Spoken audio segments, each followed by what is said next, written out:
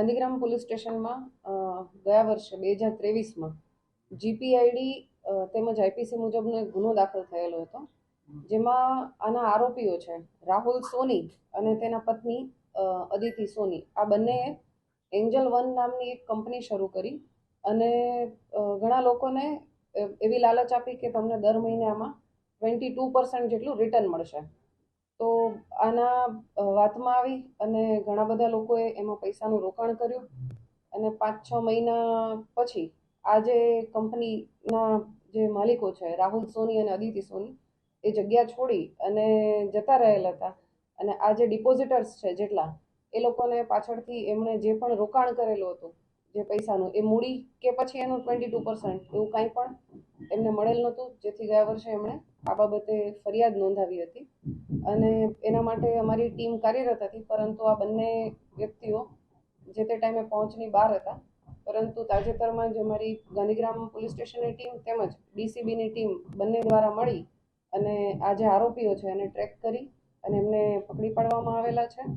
આ જે આરોપીઓ છે એમણે અત્યાર સુધી અમારી પાસે જે માહિતી આવી છે એ પ્રમાણે 103 જેટલા લોકો છે જેની સાથે આ ફ્રોડ કર્યું છે.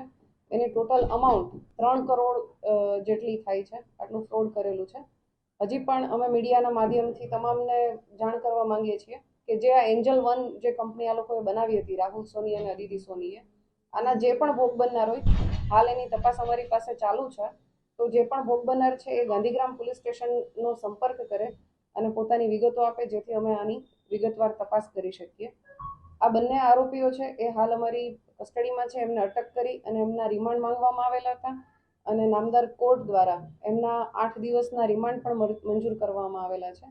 અને વિગતવારની તપાસ હવે જે આરોપીઓ છે એમની પૂછપરછ સાથે વિગતવારની તપાસ ચાલુ છે. આરોપીઓ જે છે બંને એને કર્ણાટક ખાતેથી પકડવામાં આવેલા છે. એ બાબતે અમારી તપાસ ચાલુ છે. પ્રાથમિક રીતે જોતા એવો કોઈ ગુનાહિત ઇતિહાસ જણાયેલ નથી. માત્ર એક ગુનો જણાયેલ છે, પણ છતાં પણ અન્ય જે સ્ટેટ છે એમાંથી એની વિગતો મેળવવાની કાર્યવાહી ચાલુ છે. કોઈ પણ વ્યક્તિ એના સંપર્કમાં આવેલ હોય એમને કહેતા હતા કે ભાઈ અમે તમને 22% જેટલો આમાં ઇન્ટરેસ્ટ આપશું મંથલી, અને એ જે ઇન્ટરેસ્ટ છે એ દર 15 દિવસે આપી દેતા હતા. જેમ કે કોઈ વ્યક્તિએ 1 લાખ જેટલું રોકાણ કર્યું હોય તો 15 દિવસ થાય એટલે એને 11,000 રૂપિયા આપી દે. એવી રીતે એણે 3-4 મહિના જેટલું વ્યવસ્થિત લોકોને ઇન્ટરેસ્ટ આપ્યું, તો જેનાથી જે વ્યક્તિઓએ ઇન્વેસ્ટ કરેલું હતું એમના ઓળખીતા એ રીતેથી અને ઘણા બધા લોકો છે જેમણે આમાં ઇન્વેસ્ટ કર્યું. કદાચ સ્ટાર્ટિંગમાં મેં કીધું એ રીતે 3-4 મહિના એમણે પરત પણ આપ્યા પૈસા, પણ બાકી પાછળથી આ વ્યક્તિઓ જતા રહેલા હતા પોતાની દુકાન બંધ કરીને. અને આ જેટલા પણ લોકો છે 103 જેટલા લોકો એની સાથે ફ્રોડ કરેલું છે. શેર બજારમાં રોકાણ કરવાનું કહી અને 22% જેટલું રિટર્ન મળશે એવી બાંહેધરી આપી અને તેઓ આ લોકો પાસેથી પૈસા પડાવ્યા.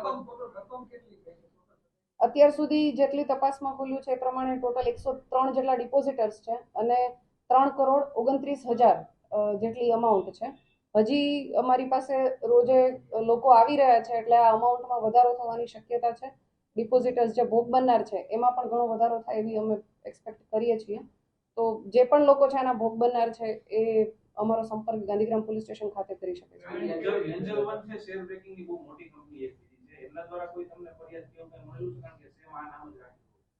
ના, એમના દ્વારા કોઈ ફરિયાદ નથી મળેલી. અમને ભોગ બનનાર જે લોકો છે એમના તરફથી ફરિયાદ મળેલી છે.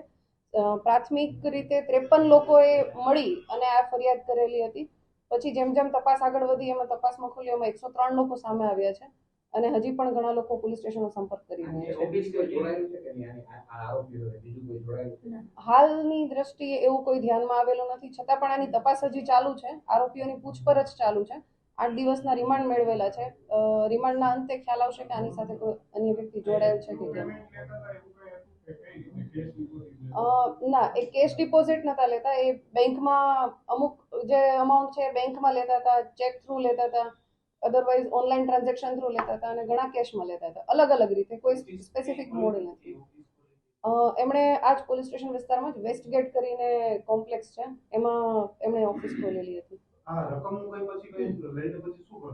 વાપરતા કે એ લોકો ઇન્વેસ્ટ કરતા? એ લોકો જે કરતા હતા એ બાબતેની તપાસ હવે આરોપીઓની પૂછપરછ થઈ રહી છે, તો એ બાબતે આરોપીઓ તરફથી માહિતી મળશે કે એ લોકો ક્યાંય રોકતા હતા કે કેમ, અને કઈ રીતે આ લોકોને જે 3-4 મહિને અમને રિટર્ન આપ્યું છે તો કઈ રીતે રિટર્ન આપેલું છે એ બાબતે એમની તપાસ ચાલુ છે.